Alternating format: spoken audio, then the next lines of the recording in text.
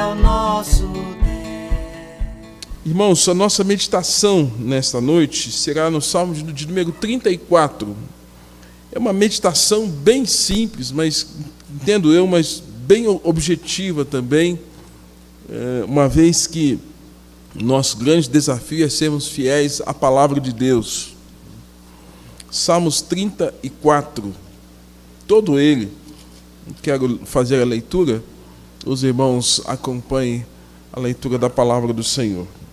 Salmo de Davi, quando se fingiu de amalocado na presença de Abimeleque, e por este expulso ele foi. Diz os Salmos: bendirei o Senhor em todo o tempo, o seu louvor estará sempre nos meus lábios. Gloriar-se-á no Senhor a minha alma, os humildes o ouvirão e se alegrarão. Engrandecei o Senhor comigo, e todos a uma lhe exaltemos o nome. Busquei o Senhor, e ele me acolheu, livrou-me de todos os meus temores. Contemplai-o e sereis iluminados, e o vosso rosto jamais sofrerá vexame. Clamou este aflito, e o Senhor o ouviu, e o livrou de todas as suas tribulações. O anjo do Senhor acampa-se ao redor daqueles que o temem e os livra. Ó, provai e vede que o Senhor é bom. Bem-aventurado o homem que nele se refugia. Temei o Senhor, vós os seus santos, pois nada falta aos que o temem. Os leõezinhos sofrem necessidade e passam fome, porém os que buscam o Senhor, bem nenhum lhes faltará. Vinde, filhos, escutai-me, e vos ensinarei o temor do Senhor. Quem é o homem que ama a sua vida e quer longevidade para ver o bem? Refreia a língua do mal e os lábios de falarem dolosamente. Aparta-te do mal e pratica o que é bom. Procura a paz, empenha-te por alcançá-la. Os olhos do Senhor repousam sobre os justos, e os seus ouvidos estarão abertos ao seu clamor. O rosto do Senhor está contra os que praticam o mal, para lhes extirpar da terra a memória. Clamam os justos, e o Senhor os escuta e os livra de todas as suas tribulações. Perto está o Senhor dos que têm o coração quebrantado, e salva-os de coração oprimido. Muitas são as aflições do justo, mas o Senhor de todos o livra. Preserva-lhe todos os ossos, nem um deles sequer será quebrado. O infortúnio matará o ímpio, e os que odeiam o justo serão condenados. O Senhor resgata a alma dos seus servos, e dos que confiam, e dos que nele confiam, nenhum será condenado. Então, até o verso 22. O que você sabe da história de Davi? O que nós sabemos da história de Davi? Certamente a gente sabe algumas histórias, né? Que ele foi um jovem pastor, que quando foram escolher alguém para substituir o rei de Israel, os irmãos dele não queriam que escolhesse ele, porque ele era franzino, pequeno, né, ruivo, né? O que a gente sabe mais dele? Que ele venceu o gigante Golias, que era um gigante de uma terra chamada Filistia. E a gente sabe que Davi também ele era um instrumentista, como aqui tem os meninos que tocam aqui, o Jonas está aqui hoje, né? Eu também toco um pouquinho, né? Os meninos tocam muito, é isso. E Davi também era um instrumentista, só que ele tocava harpa, né? Que na Bíblia também é chamado de saltério, é um tipo de uma guitarra, né? Com cordas. E a Bíblia fala que quando ele tangia a harpa, quando ele tocava a harpa, aquilo era tão maravilhoso que quando o rei Saul estava tomado por um espírito maligno, alguma coisa de possessão demoníaca, inclusive aquilo acalmava o coração do rei Saul, né? Então Davi é esse filho de Jessé com vários outros irmãos, e que depois que Davi derrota o gigante Golias, o rei Saul fica com ciúmes dele, e os ciúmes fez com que Saul entrasse em perseguição contra Davi. E havia naquele contexto as mulheres que gostam de cantar, né? desde os tempos do Novo Testamento, a gente vê a presença das mulheres na questão da música. Miriam, que cantava e dançava, né?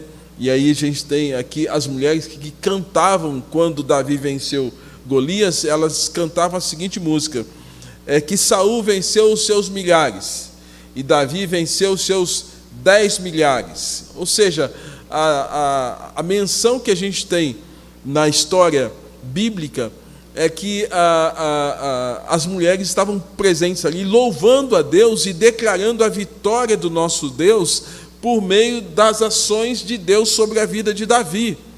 Davi, então, é esse que está louvando a Deus, que está sendo usado para louvar ao Senhor. As mulheres estão vendo isso, e Davi sendo usado para vencer o gigante que afrontou a nação de Israel.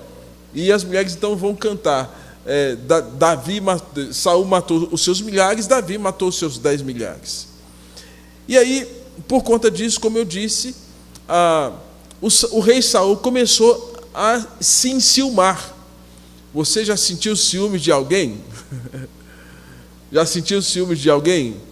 Marido, esposa, irmão, irmã. Criança é muito fácil de ter ciúme. Até cachorro sente ciúmes. Até cachorro. Não sei aqui quem tem animal em casa. Eu tenho uma cachorrinha, quando eu vou abraçar minha esposa, ela entra na frente, ela fica brava, porque ela tem ciúmes da minha esposa. Gente, Saul sentiu ciúmes. E aí então Davi tem que fugir.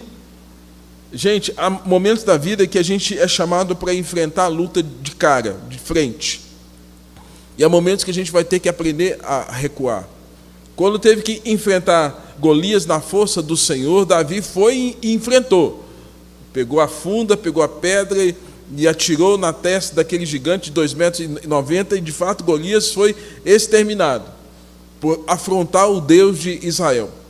Contudo, depois desse momento, como eu havia falado, o ciúme de Saul fez com que Davi então recuasse. Ele então passou a fugir. Ele fugiu.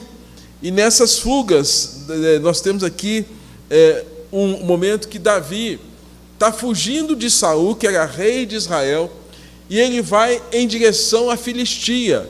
E quem era o rei dos filisteus? Era Abimeleque, que era o rei dos filisteus.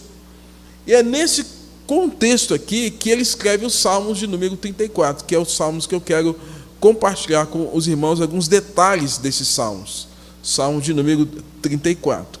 Onde Davi, então, além de estar fugindo, ele tem uma outra situação.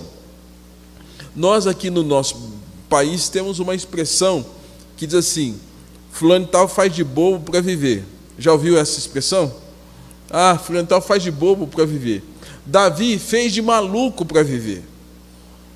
Davi fez de maluco. O que é uma pessoa maluca? Né? Todos sabem que eu sou psicólogo também, né? Então a gente fala o seguinte, que quando o indivíduo ele perde a noção da realidade, por exemplo, a gente está aqui, né? Agora são 8h25, né?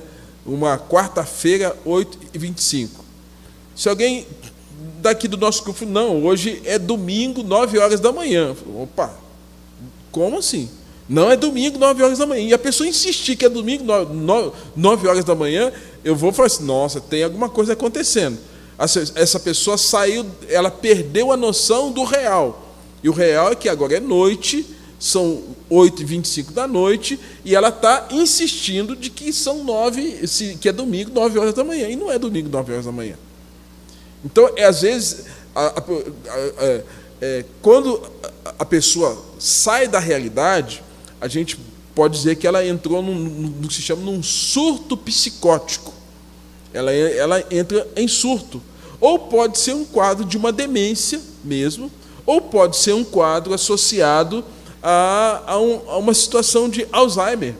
Ou também pode ser uma situação de algum trauma, que pode ser fruto de um acidente, ou de um acidente cerebral, que a pessoa perde a noção da realidade.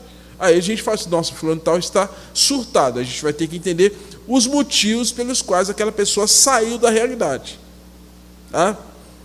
Davi, quando ele está escrevendo o Salmo de número 34, então, duas questões. Ele está fugindo de Saul, e nesse momento que ele está fugindo de Saul, ele finge que ele é o quê? Ele finge que ele é maluco. Como a gente fala, ele fez de bobo para viver. Ele mentiu, tá? Mentira nunca é bom, mas ele mentiu.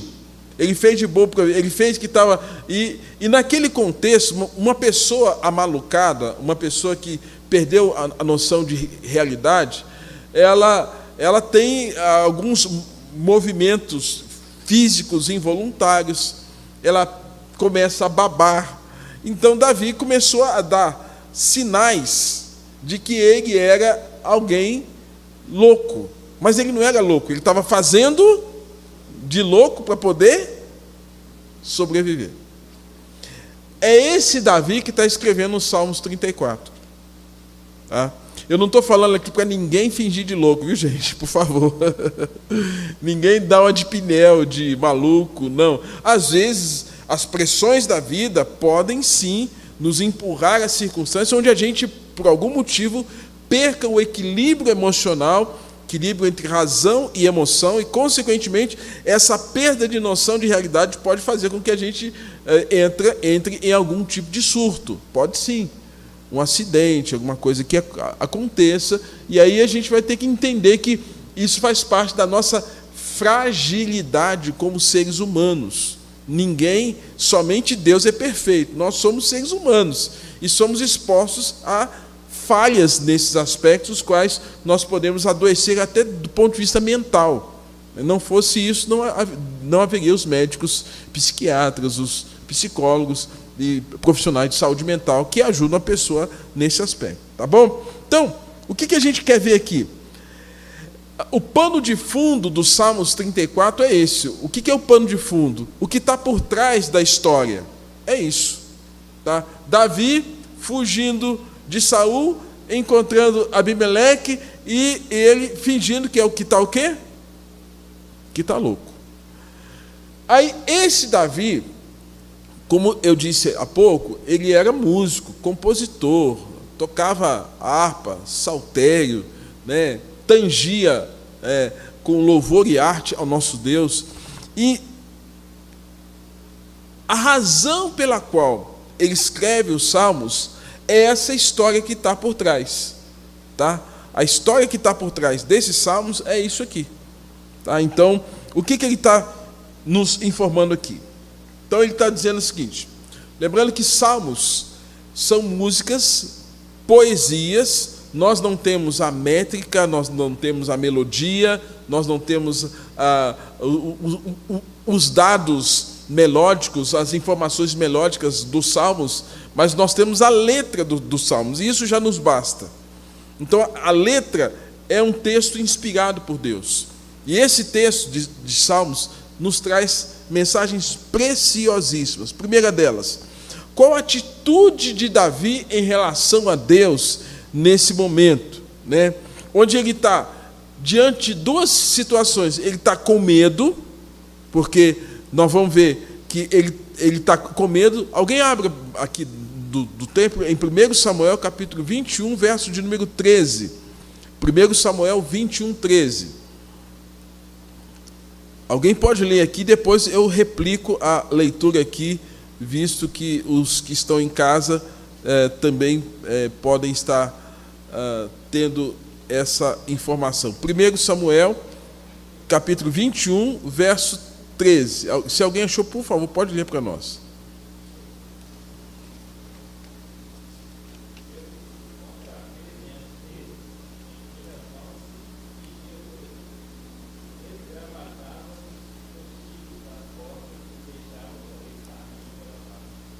Olha só, o que o texto está nos informando. Eu estou abrindo aqui a minha Bíblia também aqui. 21, verso 13.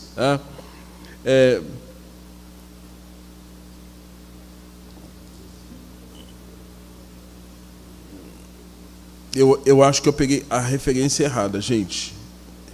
Vamos ver aqui se é 2 Samuel. Eu tô no segundo aqui, perdão. É que eu estou com uma Bíblia nova e as folhas são bem fininhas. Então, nós vamos ver aqui. Achei aqui.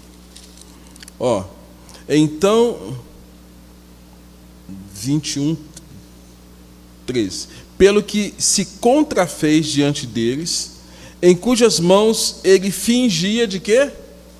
De doido. E esgravatava nos pórticos das portas e deixava correr saliva pela barba. Então, imagina Davi, tá? Esse esgravatar é perder o controle do movimento do corpo, como se tivesse, de fato, num surto mesmo. E deixando a sua barba se escorrer de saliva, né? E era essa condição que Davi estava.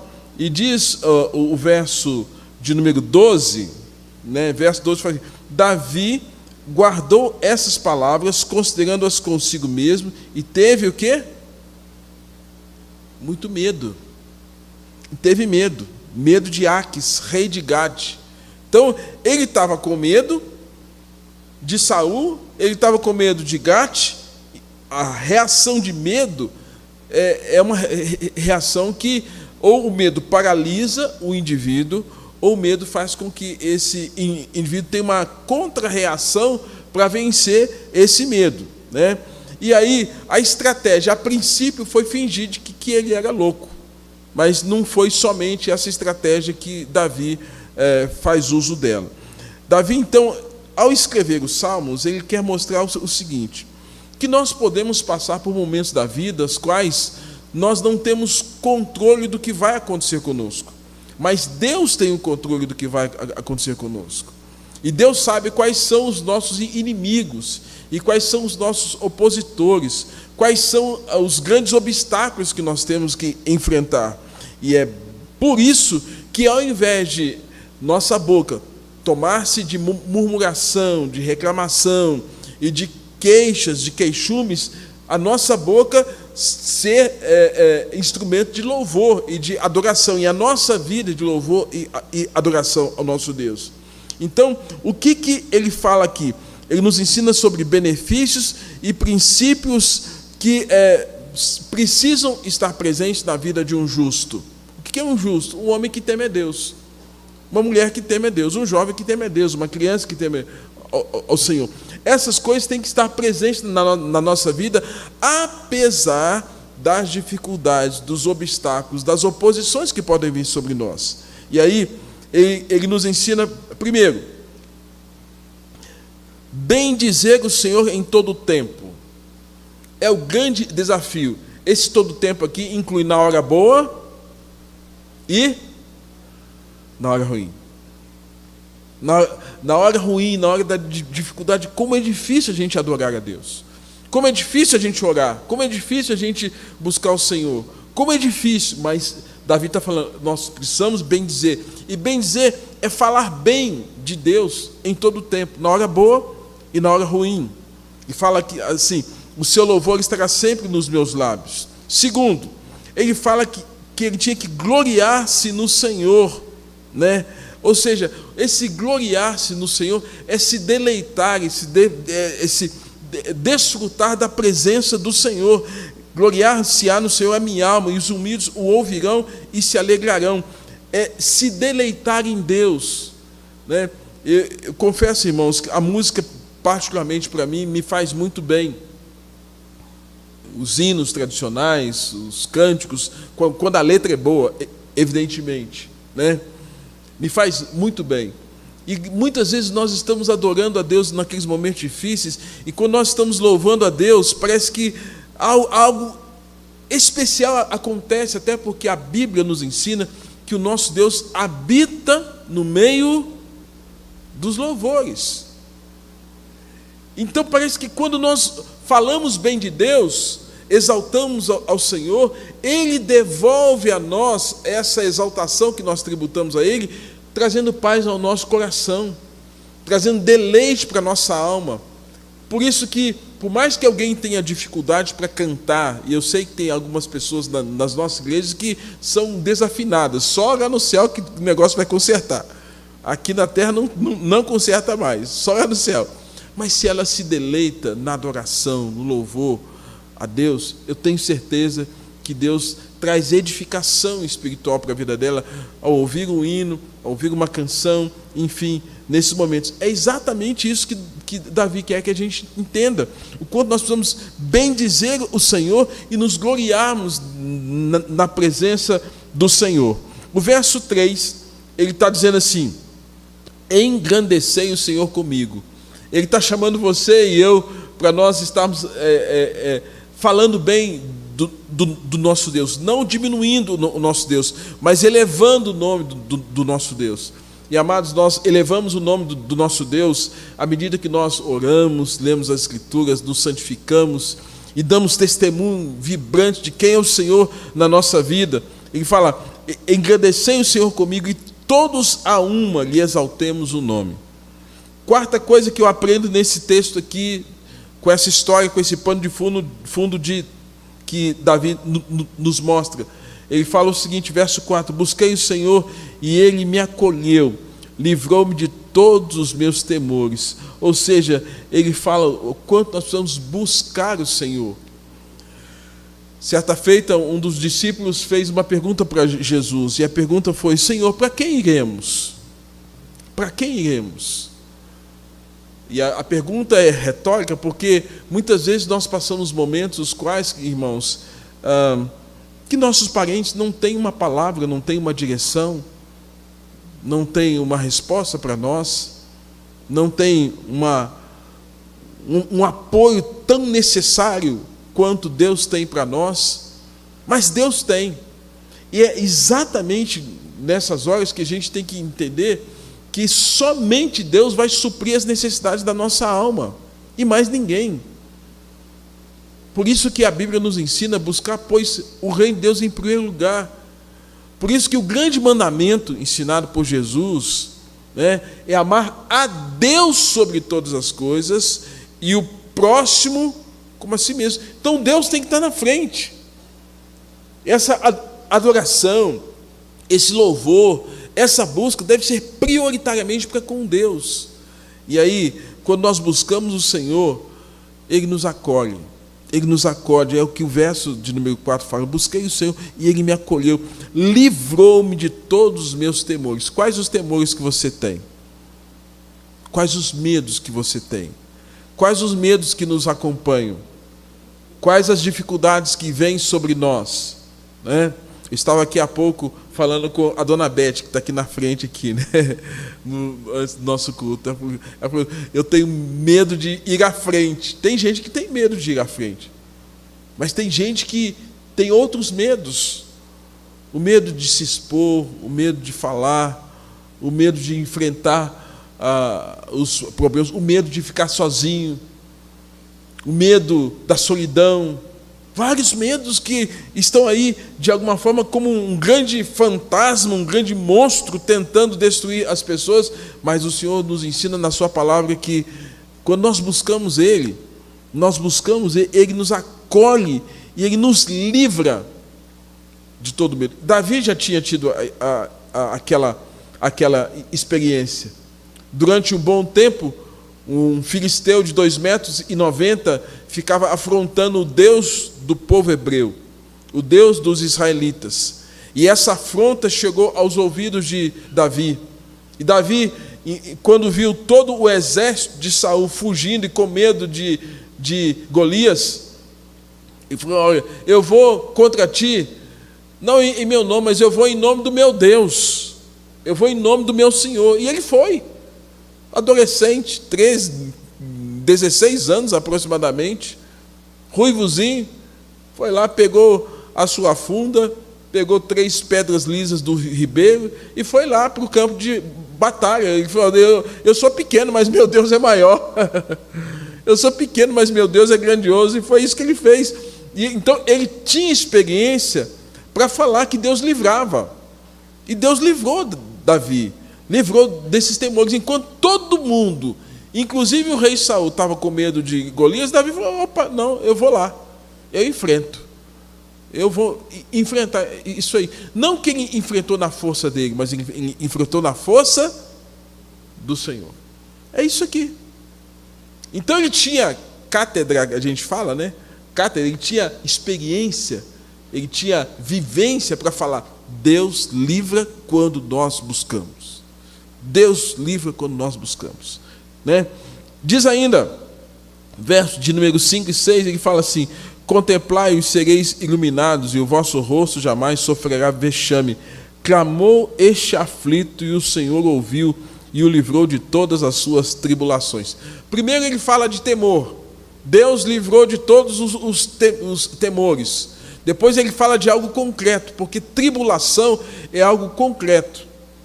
Eu sempre falo o seguinte, irmãos, daquilo que a Bíblia nos ensina. A tentação é sempre uma situação que o diabo coloca para jogar a gente no chão e empurrar a gente contra a vontade de Deus. Jesus foi tentado, não foi? Mateus capítulo 4 fala isso. Lucas capítulo 4 fala isso, não foi? O povo de Israel foi tentado, não foi?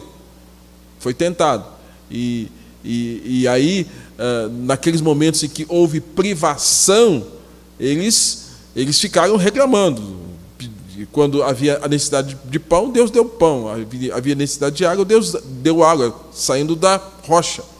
De carne, Deus deu as codornizes, as aves, né?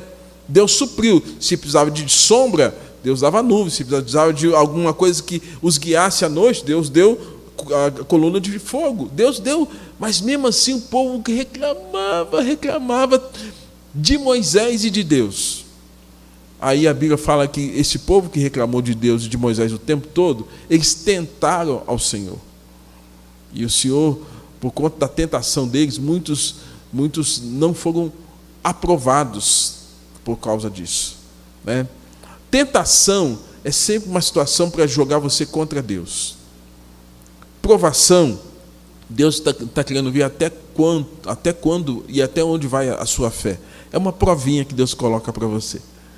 Uma prova, certamente muitos aqui já foram em escola, e a gente teve que aprender alguma coisa durante um bimestre, os meninos aí que são da faculdade, não é assim? No final do bimestre, aí tem a prova. Aí naquela prova você tem que mostrar o que você sabe. O professor espera que aquilo que ele ensinou, você tenha aprendido aquele conteúdo e, consequentemente, reproduzir o conteúdo na prova. Uma prova de múltipla escolha, uma prova descritiva, um assunto livre, mas você tem que mostrar. O duro é que, às vezes, o professor dá aula, o aluno tem o tempo para estudar, ele não estuda tanto quanto necessário, mas chega no dia da prova, zerado. Nota abaixo da média. Reprovado. Gente, Deus faz a mesma coisa com a gente. A mesma coisa. Deus, qual é o conteúdo? É a Bíblia. Aquilo que nós vamos ouvindo, aquilo que nós vamos aprendendo com o tempo das Escrituras, o ensinamento das Escrituras, e aí pode ser que haja em algum momento, e aí a prova vem, perdeu o emprego, e agora? Nossa, eu tenho que confiar que Deus vai abrir porta para mim.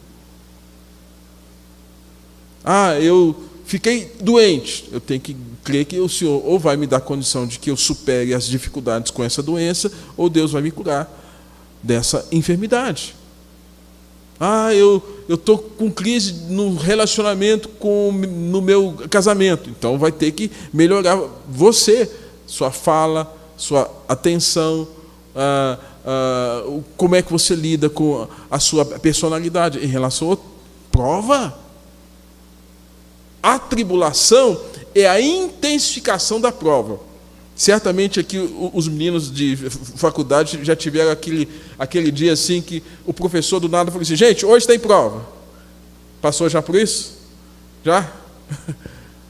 Do nada, chegou na sala de aula, hoje tem prova. E todo mundo fica assustado porque vai ter prova sem o professor avisar. E você tem que tirar uma nota boa. Gente, Deus nos permite passar por provas e por tribulação. A tribulação é a intensificação da provação. Aí a coisa fica mais difícil.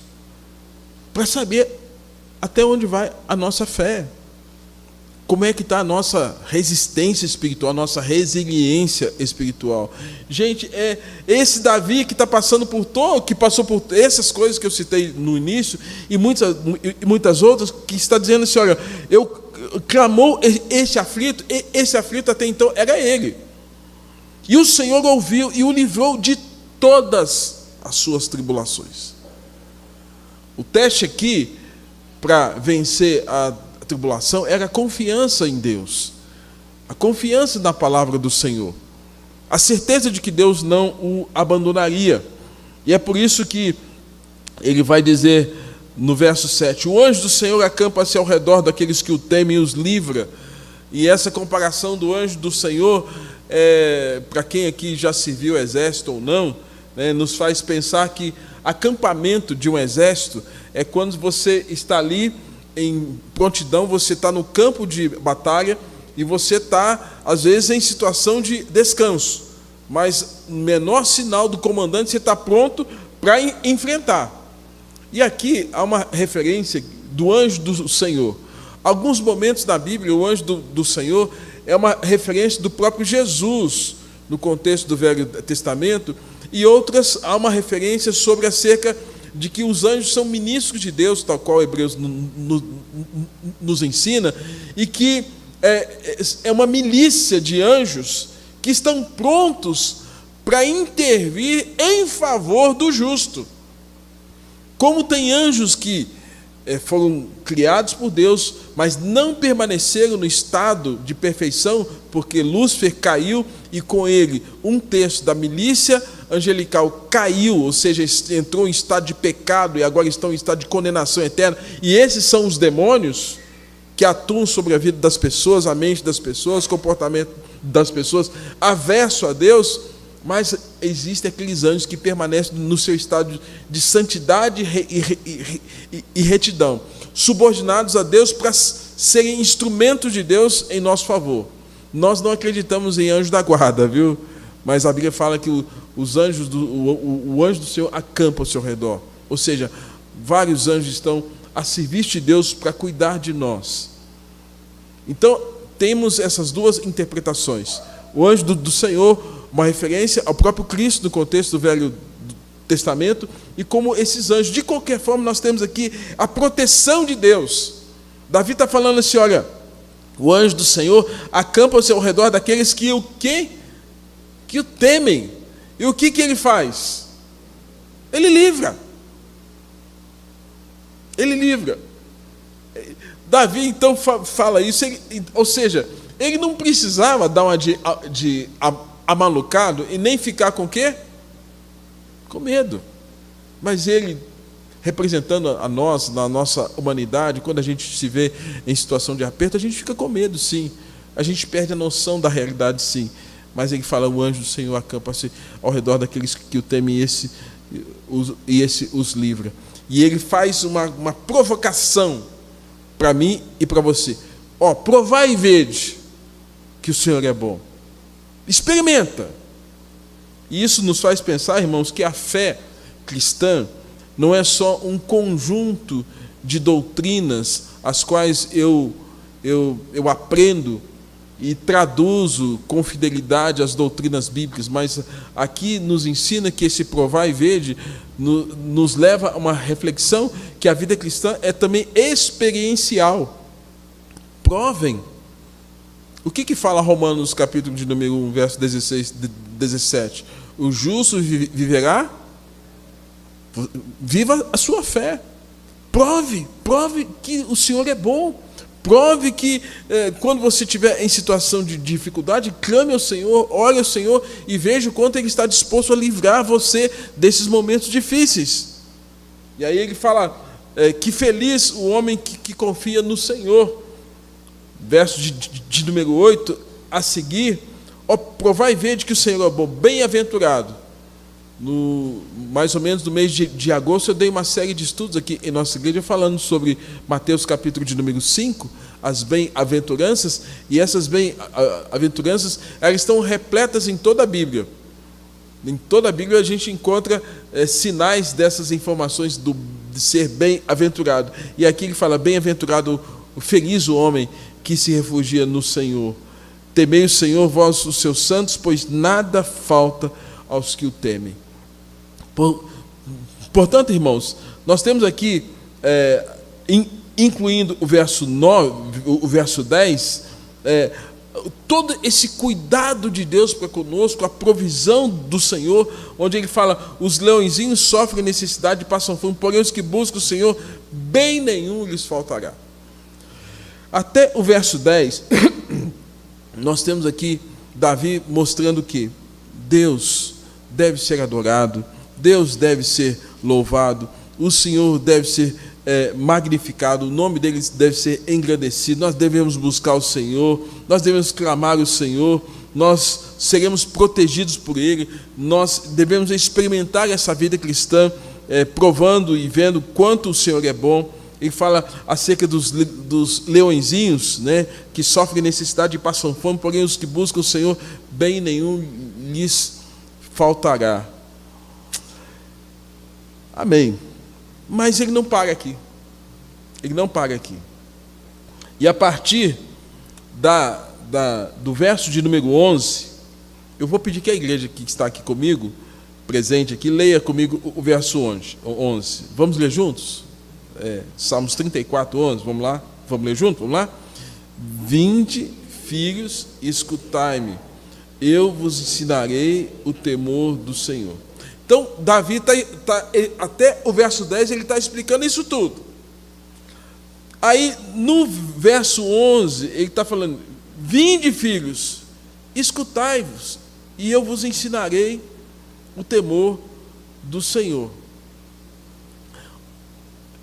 É como se fosse o seguinte, Davi, como um pai, chamando para o filho assim, filho, presta atenção naquilo que eu vou dizer, presta atenção, você está atento?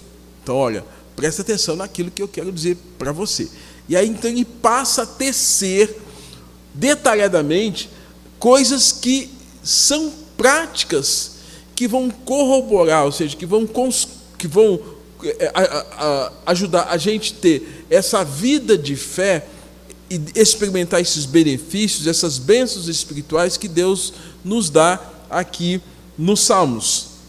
Então, coisas práticas que ele fala assim, olha, presta atenção, né? A minha filha Isabela, quando foi para os Estados Unidos, no início do ano passado, eu disse para ela um texto e fiquei martelando assim na cabeça dela, sabe? Martelando, que filho, por mais que cresça, é filho, né? Eu nunca esqueça de um texto, Provérbios, que fala assim, não removas os marcos antigos que colocaram os vossos pais. O que é um marco? Um limite. Não remova, nunca se esqueça daquilo que eu ensinei para você. Nunca se esqueça daquilo que a palavra de Deus ensinou para você. E uma notícia em primeira mão aqui, a Sara vai estar indo também agora no dia 10 de fevereiro. Vai estar indo para Washington, lá onde está acontecendo essa confusão lá nos Estados Unidos. E eu vou repetir a mesma coisa. Não remova os marcos antigos. Não saia fora da direção de Deus na sua vida. Não saia fora dos limites que Deus estabelece. Que quando a gente está dentro desses limites, a gente está protegido. Saiu fora do limite, você se expõe. O pai fala assim, filho, não põe o dedo na tomada. O limite é o quê? Não pôr o dedo onde? Na tomada. A menina... toma um choque. Aí aprendeu que não pode pôr o dedo na tomada. Ele extrapolou os limites. E, gente, há muitos limites que as pessoas estão extrapolando. Davi, com muita sabedoria, aqui está nos ajudando a pensar nesses limites, que nos ajudam a desfrutar de bênçãos espirituais, benefícios e privilégios espirituais na vida de um justo. E quais são alguns limites? A partir do verso de número 12. Quem é o homem que ama a sua vida e quer longevidade? Quem quer viver vida longa? Ele fala, presta atenção, Quer viver isso tudo de maneira abençoada? Refreie a sua... O que é refrear a língua? Para de ser fofoqueiro. Fala menos, escuta mais. Refrear é freio. Freio, quem dirige, a gente tem acelerador, né? A não ser que seja um carro automático, acelerador, freio e embreagem. E o freio está lá, você tem que pisar no freio, porque senão você pode bater. Ele fala que a gente tem que refrear o quê? A língua. Segundo, ele fala, verso 14, ele fala que a gente tem que se apartar. Apartar é exatamente isso aqui, ó. Tem que me afastar. Afastar de quê? Do mal. E praticar, exercitar aquilo que é bom. Tá? Ele fala o quê? 14, parte B. Procurar a paz e esforçar em alcançá-la. Procurar a paz, ir em direção à paz. A paz é uma eterna vigilância em relação ao fato de não produzirmos o mal. Para a gente ter paz, a gente tem que ter vigilância. Marido e mulher querem ter paz um com o outro, tem que ter o quê? Tem que tomar cuidado com o que fala, tem que ter cuidado onde vai, com quem anda, o que faz. Então, eu quero ter paz, então vou ficar sentado aqui, vou descutar. Não, paz não é isso não. Paz é a gente também estar atento ao que está ao nosso lado, para não produzir uma coisa que interrompa a paz. Eu quero ter paz com fulano, nunca, e não fala com ele. Isso não é ter paz. Isso aí é isolar alguém. Paz é você fazer de tudo para ter um ambiente saudável, harmonioso, pacífico, benfazejo, amoroso, caloroso, afetuoso. Mas para que isso aconteça, você tem que produzir alguma coisa. Para que nós tivéssemos paz com Deus, Deus teve que mandar Jesus aqui no mundo, e o sacrifício de Jesus custou um preço caríssimo, o seu sangue, para que nós pudéssemos ter paz. Por isso que Paulo fala, justificados, pois, mediante a fé, tenhamos... Para a gente ter paz, teve que ter justificação. Justificação, Jesus teve que descer, se encarnar, morrer na cruz, ser acusado, para produzir a nossa paz. E ele é chamado de príncipe da paz. Então, paz não é eu ficar, tu no teu cantinho e eu no... Não é isso. Paz, eu tenho que me empenhar.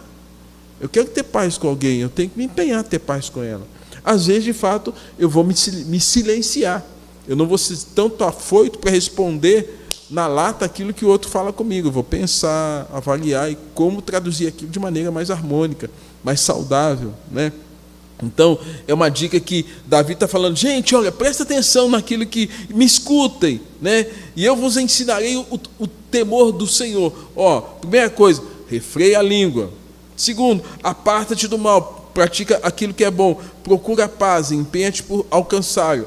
E ele fala ainda, verso 15, os olhos do Senhor repousam sobre os justos.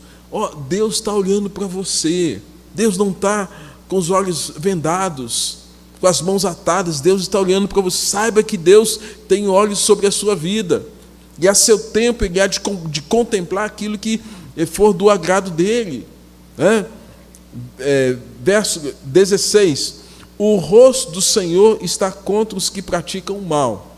Aí Deus vira a cara mesmo, né? Porque Deus é santo, santo, santo. Ele não coaduna com o mal, com o pecado. Verso de número 17, clamam os justos e o Senhor os escuta e os livra de todas as suas tribulações.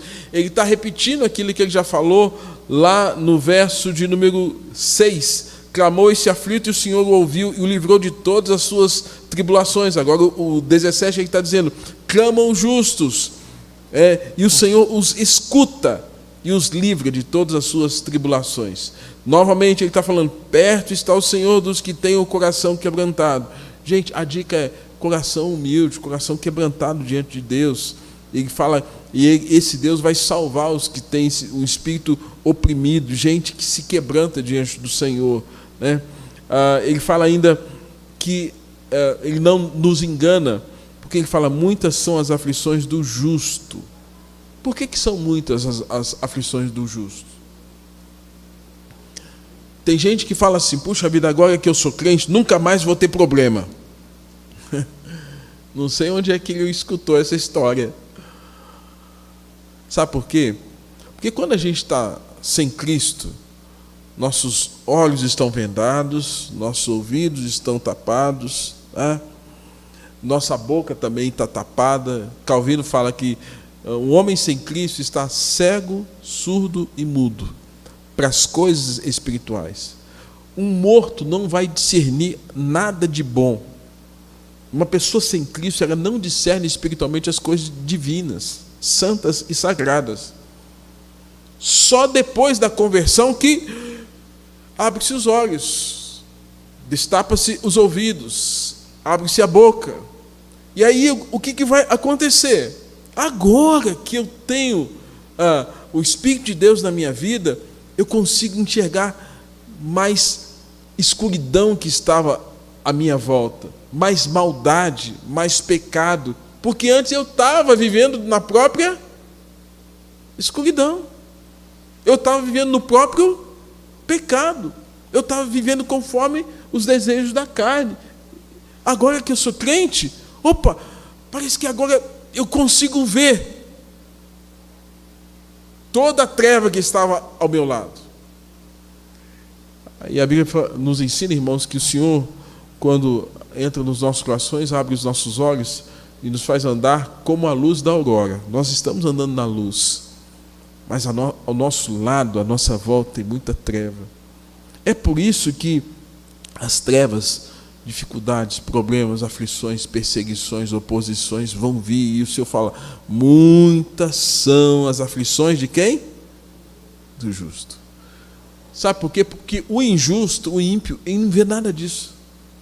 Para ele a vida está tudo numa boa, está tudo bem, está tudo numa boa. Aí atrela as questões humanas, políticas, só essas questões humanas para resolver as questões dele. Porque ele não consegue ver que tem uma questão espiritual, mas ele está morto espiritualmente. E aí o justo não, ele consegue ver as questões humanas, ele consegue ver as questões espirituais, e consegue discernir. Por isso que a Bíblia fala que nós temos olhos de águia, né? A águia enxerga longe. Muitas são as aflições do justo, mas o Senhor de todas o livra. E para encerrar, verso 20, ele fala que o Senhor preserva os nossos ossos e nenhum deles haverá de ser quebrado. Ou seja, Deus, um Deus cuidadoso, provedor de cada um de nós. O verso 21, ele fala: saiba que o infortúnio matará o ímpio, e os que odeiam o justo serão condenados. Deus tem uma palavra de condenação para aqueles que não creem e não andam como justos. Não pense você que, nossa, só a gente que é crente que passa por dificuldades, por lutas, dificuldades, tribulações, oposições. Não, o ímpio, um dia ele vai ter um acerto de conta com o Senhor. Pode ter certeza. Desde o menor ao maior, mais simples ao mais rico, mais iletrado ao mais intelectual, vai ter. Tá? E por fim, verso 22, o Senhor resgata a alma dos seus servos, e dos que nele confiam nenhum será condenado. A palavra resgatar significa salvar. O Senhor salva a alma dos seus servos, e dos que nele confiam nenhum será condenado. Então Davi está passando para nós essa grande lição de vida, de experiência. Ele nos ensina, ou seja, a vida dele nos ensina, e a Bíblia é muito clara quanto a isso. A Bíblia, irmãos, ela não oculta a fraqueza e a fragilidade de homens de Deus, como Davi aqui, que revelou o medo e ele mentiu. Mas a Bíblia também não oculta as grandezas de Deus e as ações de Deus sobre a vida de quem busca o Senhor de maneira sincera. Aí lá em Atos capítulo 13 vai fazer uma referência de Davi. Eu não sei se você se lembra que Atos 13 fala que Davi era um homem segundo o coração de Deus. Que título, hein? Que título. Um homem segundo o coração de Deus. Irmãos, que Deus nos abençoe, que a gente possa, dando início ao ano de 2021, sermos motivados aí pela palavra, sermos alimentados pelos salmos e pelas escrituras e enfrentarmos os desafios como Davi enfrentou Golias e tantos outros obstáculos no meio da sua caminhada como servo do Senhor. Vamos estar de pé e vamos orar?